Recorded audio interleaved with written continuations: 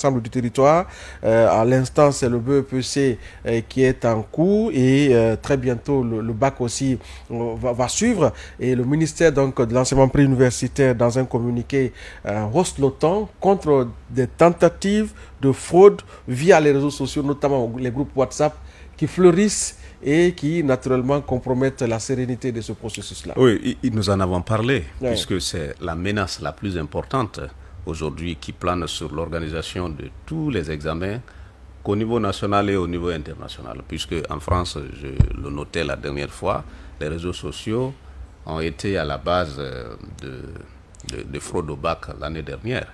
Alors, mais un cas aussi en Algérie, où les épreuves ont été carrément annulées. Bien sûr, ils étaient obligés de reprendre le processus. Donc, c'est tout à fait normal que le ministère s'inquiète et qu'il fasse ce communiqué, puisque cette menace est aujourd'hui, disons, une menace réelle, puisque les groupes WhatsApp, les groupes Messenger et d'autres sont en train d'être créés juste pour les besoins de la cause, c'est-à-dire pour se préparer à pouvoir frauder pendant donc ces examens au BEPC, mais aussi au brevet.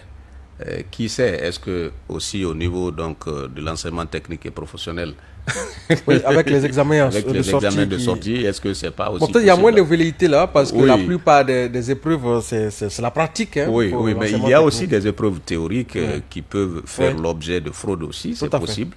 Mais il faut quand même saluer la vigilance du ministère de l'enseignement supérieur et de l'enseignement préuniversitaire, puisque c'est ce ministère qui a en charge l'organisation du BEPC, l'organisation des examens au niveau élémentaire, mais l'organisation aussi du baccalauréat.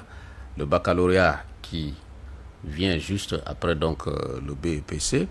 Il faut donc se lever tôt, très tôt, pour pouvoir justement ériger un barrage face à ces tentatives de fraude, mais pour moi, c'est en prenant des mesures allant par exemple dans le sens d'interdire des téléphones. Cela avait déjà été fait. Mais malgré tout, chaque année, on assiste quand même à des élèves qui insistent, qui trouvent des moyens, qui trouvent des stratégies, des stratagèmes pour déjouer toujours et transpercer ce système de sécurité qui est mis en place par les autorités du ministère de l'enseignement préuniversitaire. Il faut renforcer ces mesures, il faut les renforcer, il faut empêcher carrément que les élèves aient accès aux salles d'examen avec les téléphones en poche.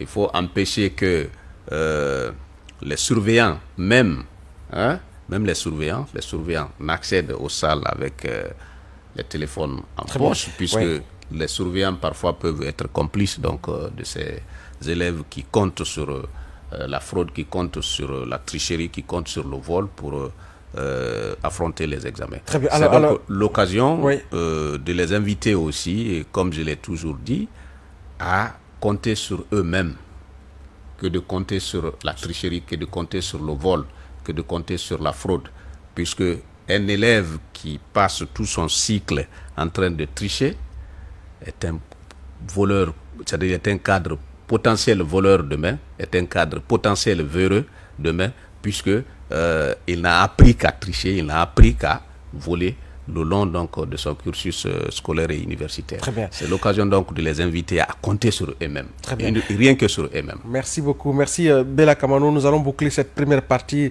de votre